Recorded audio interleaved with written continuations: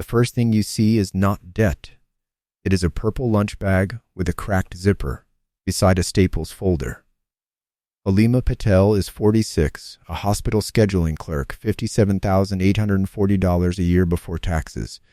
She sits in conference room B with both hands around a Dunkin' coffee she has not touched. You are the bankruptcy lawyer on intake duty. Halima's file says, urgent consultation. She slides one beige envelope across the table. Her brother's name is written on it in blue Bic pen. Before I sign this, she says, I need someone mean to read it. You expect desperation. Instead, you get order. Her pay stubs are clipped by year. Her rent receipts are in a CV sleeve. Her bank statements have yellow tabs, each labeled in tiny handwriting. You look at the loan first. $38,762.14 at 18.9%. Origination fee, $2,711. 6-year term. The lender calls it family recovery financing, a phrase that makes your pen stop moving. The borrower is her brother Nadim. The co-signer would be Halima. He said the payment is only $824, she says. Only. There is the first little animal in the room. The money is for a used BMW, 2 old credit cards, and a private training program promising medical sales placement. Flat voice. Bus station weather. Then she opens a second folder. The second folder contains Halima's finances. You see $19,406 in checking, $42,880 in high-yield savings, a retirement account at $168,733, a Roth IRA at $61,205, and a brokerage account opened with $217, now sitting at $43,902. You check the name twice. Same Halima, same hospital, same average salary. She almost smiles. Not pride. Relief that the math is finally being seen by someone who isn't asking to borrow it. The record is incomplete here because you do not know what her life cost in private. You only have documents. A dented 2009 Hyundai Elantra with 1 missing hubcap and a glove box full of parking receipts.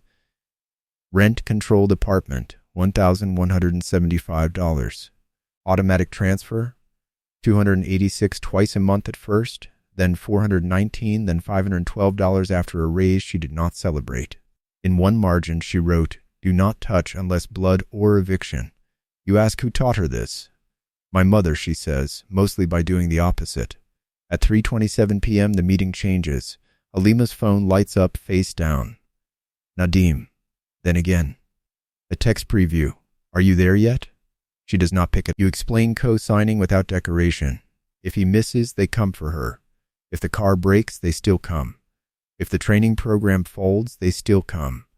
If he resents her later, the lender will not care. She nods like someone counting pills into a plastic organizer. Then she tells you what is not in the folders. Their father died with $4,300 in checking and 3 unpaid utility bills. Their mother kept cash in envelopes under flour bags. Nadim was charming, unlucky, allergic to receipts. Halima became the person who said yes, because someone had to stay usable. A vending machine drops sun chips in the hallway. It feels rude. How many times have you rescued him? 9, she says. This would be 10. Here is the part viewers will want to turn into a lesson, because lessons are cleaner than families. Halima did not build wealth by finding a secret door. She built it by making her paycheck boring before anyone else could make it emotional.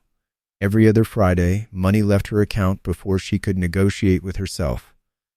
The retirement deduction happened upstairs in payroll. The Roth transfer happened before groceries. The brokerage deposit was small enough to ignore and stubborn enough to matter. When coworkers bought new phones, she changed her screen protector at the mall kiosk. When her raise came in 2019, she moved most of it into the automatic calm. Not brilliance. Friction. Then comes the punch you were not ready for. The co-signed loan would not destroy her today, It would destroy the future version of her who finally had choices: her down payment, her ability to leave the second job, her quiet plan to reduce hours when her knees got worse. A rich person might survive one foolish signature. Halima's whole fortune is built from signatures she refused to make. She takes the packet back and uncaps your pen. For 1 second, you think she is going to sign. Instead, she writes on the top page, "Declined." Not legally meaningful, emotionally exact. Her brother calls again. This time she answers on speaker, and you hate that you are now a witness. Did they approve it? Nadim asks. Halima looks at the tabbed statements, at the lunch bag she packed because downtown sandwiches are $14. She says no. He talks for a while. You hear fragments. Family. Selfish. After all I've done. The old hooks arrive polished from use. Halima's face goes the color of receipts left in the sun. She simply says, "I can't be your bank anymore." The line goes dead. At 3:58 p.m., Halima repacks the folders. Checking. Savings. Retirement. Brokerage. Loan offer, folded once down the middle like a rejected menu. You tell her she does not need bankruptcy advice. She laughs once, too sharply. "I know," she says. "I needed permission to keep what I built." That sentence stays with you longer than some verdicts.